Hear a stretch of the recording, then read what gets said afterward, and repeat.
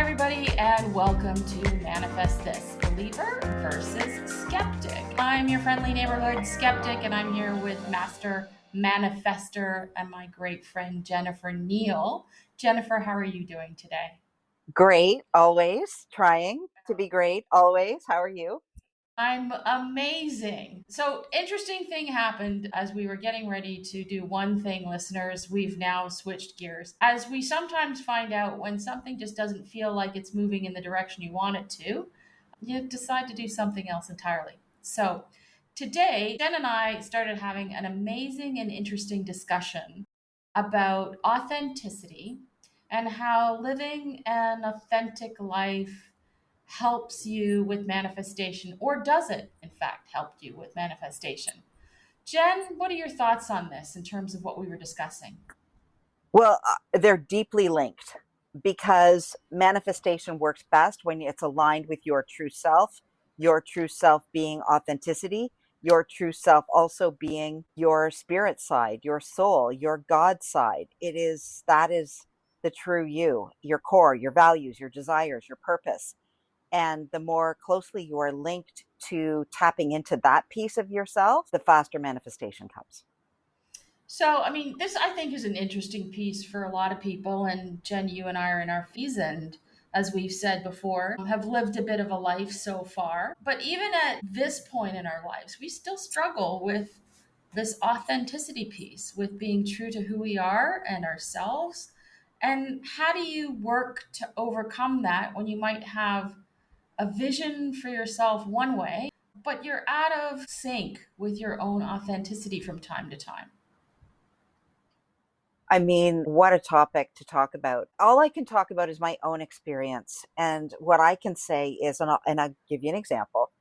I think I was just telling you about, I've just come back from 70 days on the road on a working slash holiday trip kind of around North America. And I'm exhausted. And so we got back 2 days ago. I have an invitation out tonight with very best friends. I have an invitation out tomorrow night with the same very best friends.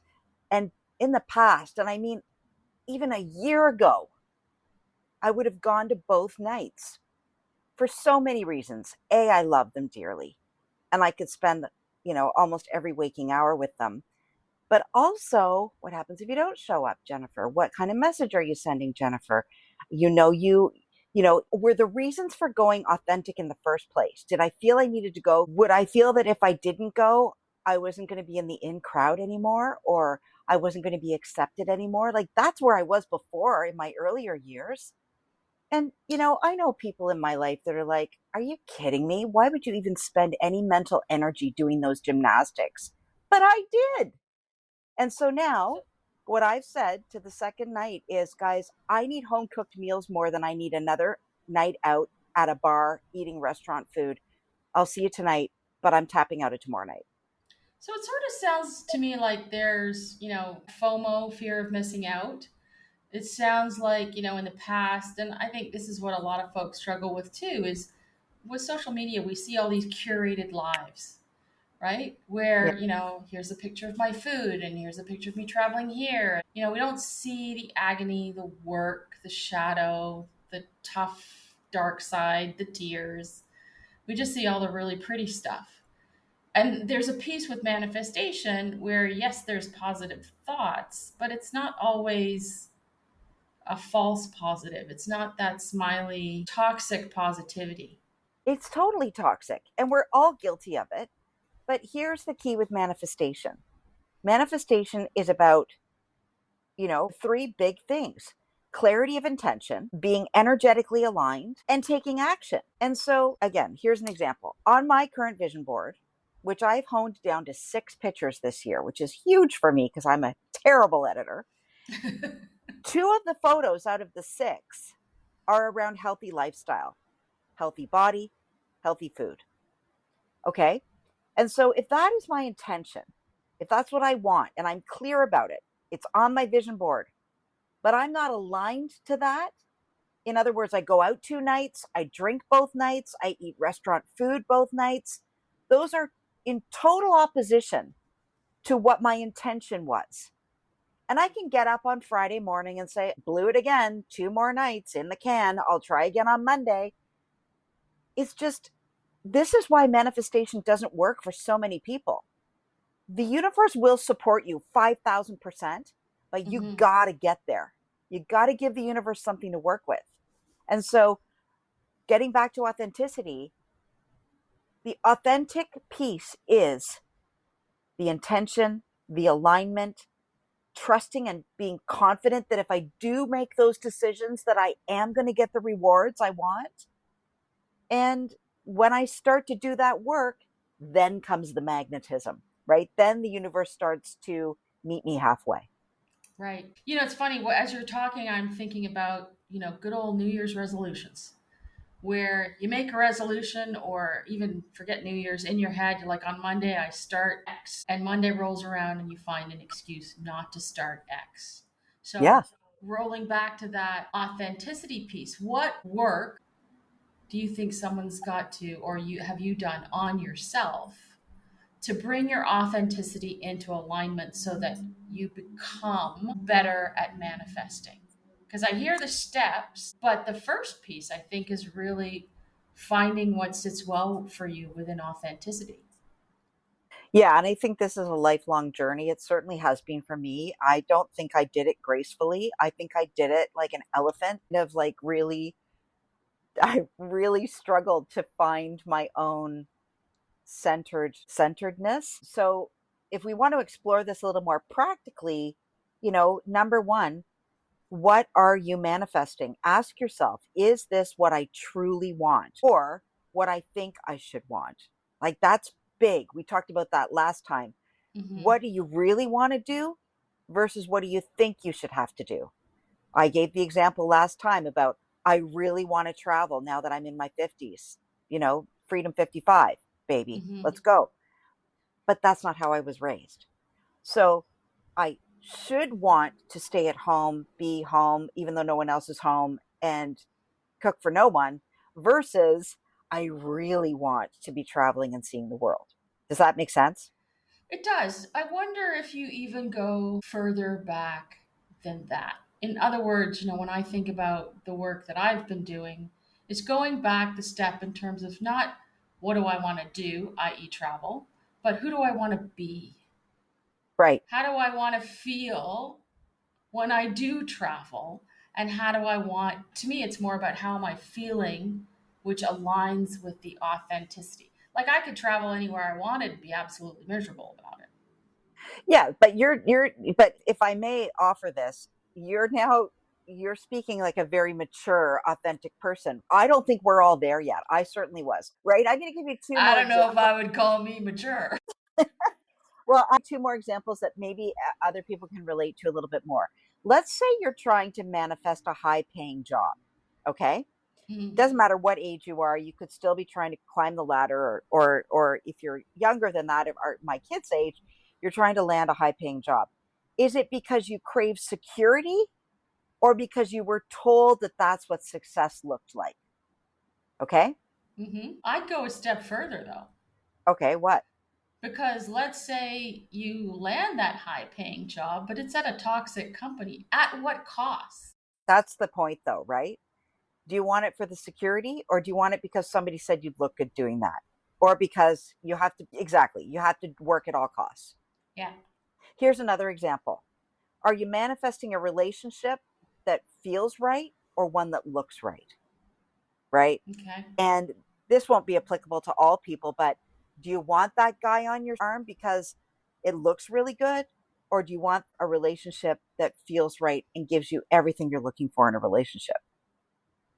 Right. Hmm. So when you're clear on your real why, your manifestations are way more powerful and they're way more sustainable. To your point, you can't stand a toxic job. It doesn't align with your soul. But there's work in terms of getting to your real why, because that's deep work Yeah. for yourself. I mean, I'm sort of looking at, are we putting the cart before the horse if we don't have clarity in who we are authentically? Are we just asking for stuff, as we've talked about before, versus aligning with our true selves? Yeah, totally. Like, Listen, I've said this before, I'll say it again. I have been doing this work for decades. I have journal upon journal of spewing out all of the beliefs and the things that have held me back. Last night I couldn't sleep at 2:32 in the morning, and I thought, I can't sleep. What do? Put on my earphones. I did 2 Deepak meditations, and then I listened to Neville Goddard for an hour. Like I have been working on this stuff for a very long time. So you're right, it isn't going to come without the work. And I think we talk about what the work could be as we go through this podcast. But, here's a really great exercise in your daily actions. Are you affirming your authenticity or are you diluting your authenticity? And here's something to think about as you go through your day today. Are you saying yes to things that drain you? Even if they're Mm-hmm. your best friends, they don't drain you, but the night will drain you. Are you saying yes to things that drain you? Are you hiding parts of yourself to fit in or keep the peace? I am totally guilty on that. Yeah. Wow. Right? Are you hiding parts of yourself to either fit in or to keep the peace? Or I will add to that, that keep you small. So these inauthentic choices, they send mixed signals to the universe, and manifestation responds best to consistency. So the more you wiggle around, like I think I'm going to get a huge win because I said no to tomorrow night. Like the Mm-hmm. universe is going to go, high five, baby. Like you made the right decision for Yeah. what you said you wanted in life. So these daily little check ins, am I saying yes to things that drain me? Am I hiding parts of myself to fit in or to keep the peace? So you'll recall one of the conversations we've had recently was around people not willing to tap into what you just described because the pain of making oneself smaller or keeping the peace is a known pain and easier to deal with than the pain of saying no. I don't want to do this anymore. Yeah, it's hard. I listen, we're not psychiatrists. We're not going to get into any of that, but we're also human beings. And we know what it's like to have to send a text this morning and say, guys, you know what? Not like me. Don't normally do this for Mm-hmm. 56 years. And I met you when I was 13. I can't do 2 nights this week. Do you think in doing that, and I don't know the rest of your crew, but do you think in doing that it might free someone else within your group to go, my God, thank goodness. Now I'll feel freer to do that when I need to in the future. Are you setting that example? Maybe, yeah, sure. I think the minute somebody does something that's a little bold and a little bit more again true to self, we do notice that. Like if she can do that, I can do that. Mm-hmm. If she's okay with not going, certainly I should be okay with not going. The other thing is, though, I will say this my social life was way more hectic years ago because I needed the busyness to keep my mind off the fact that there was some unhappiness in my life. Right. So everything serves a purpose. Right. But now that I'm in my next generation, it's the Jennifer 2.0 version, you know, I really do want the things I said I want, but I know they're not going to come without me making some tough decisions. Mm-hmm. Look at anybody that's wildly successful, whether it's in health, whether it's in relationship, whether it's in career, they made some very, very tough calls. Like I have a girlfriend who the party will be raging around her and she's still sitting at her desk finishing off her tasks for the day. Mm-hmm. I would have been gone. I was at the party, Yeah. right? So these tough calls that we as individuals make add up to the things we said we wanted. You can't keep cutting out and get the thing. You can't keep not going out and get the guy. Like it comes back to action. So part of what we were discussing earlier on today was also the craziness that is the world. You know, in some respects, I look back on this what the hell is going on piece, much like I did in 2020. in the pandemic that shall not be named. And people just not knowing what was going to happen next, and this complete and utter uncertainty in the world. And we had to come back to center in some respects with that and rejig how life was lived. And it was painful and it was difficult and there was suffering, but there was also opportunity for joy and connectedness and a portal to change the way we worked, where you didn't have to go in 9 to 5, but you could do it remotely.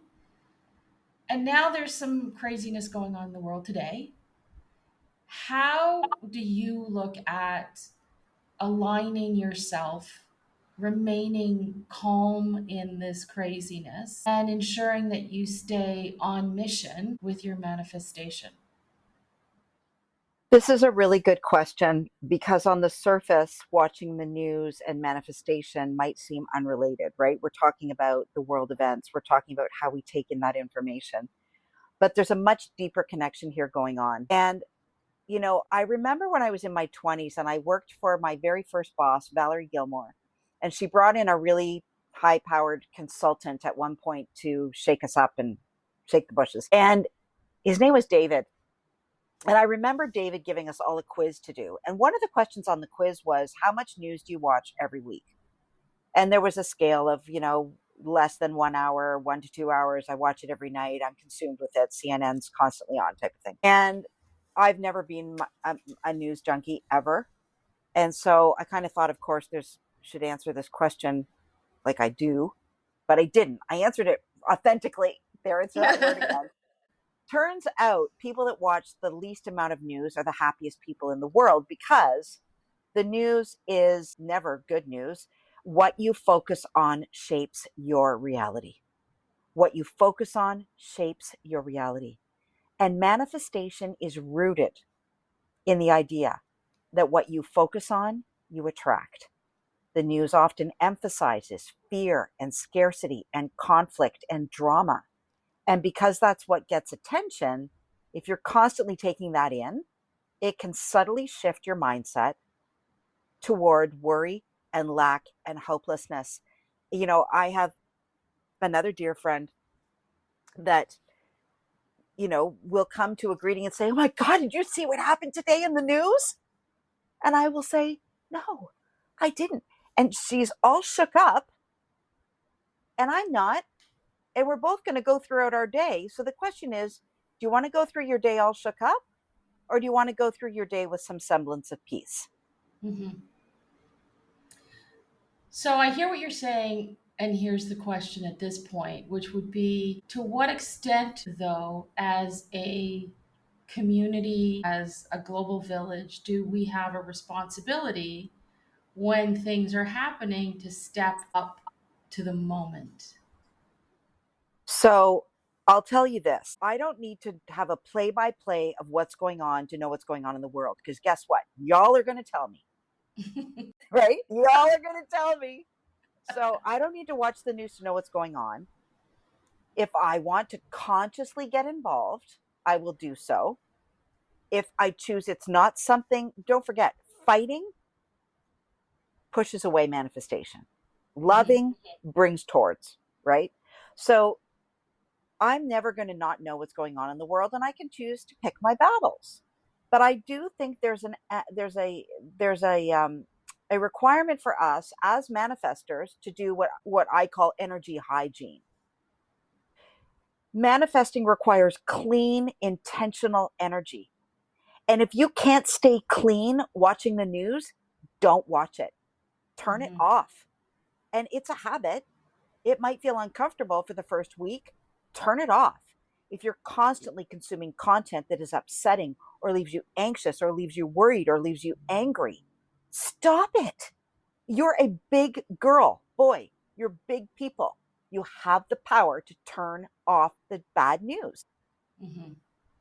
We have been through, at 56, I think we've been through 3 recessions or 4. We're about to go into our 4th, right? We've been through 3 hard recessions. At 21, 22, we entered the workforce in the burst of the tech bubble, right? Right. My office The day I got that job, she had 20 consultants.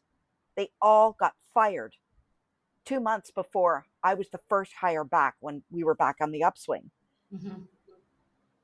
Then I owned a business for 20 years through the next two. I never read the news. I didn't watch the TV. And I'm not saying I'm a saint. It was a conscious decision, conscious being awareness, a conscious decision not to take in that news because I couldn't do it. I needed to support my family. I kept my head down. I kept doing the things I knew I had to do. And here I am today at 56. And I can tell you, my kids are grown up. They all went to university. I didn't pay attention to the bad news. And I think it served me.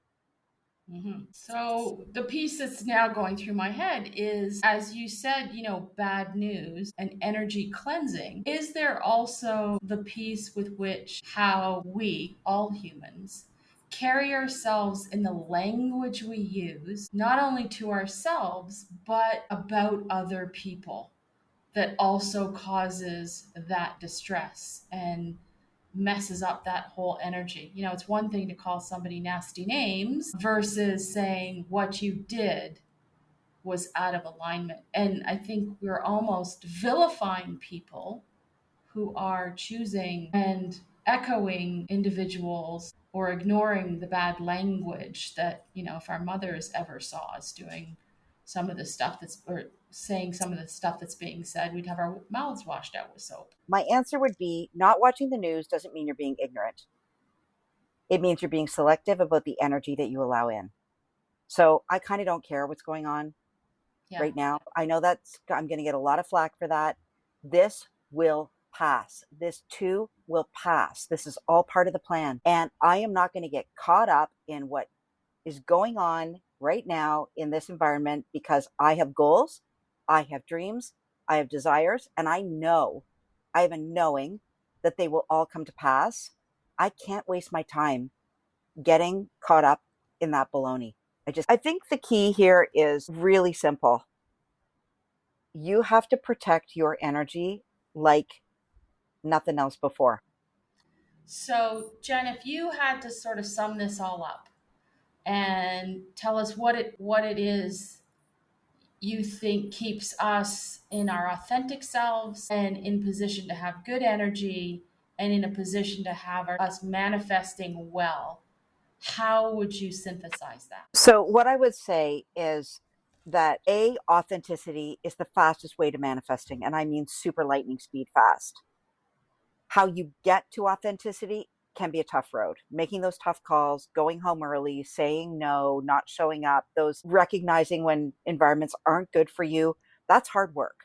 So, as human beings, if you really want the thing you say you want, start paying attention to what you're saying yes to who you're hanging out with, to what you're eating, to what you're taking into your body, whether it's physically, food, drink, toxins of that side, or toxins of mental type.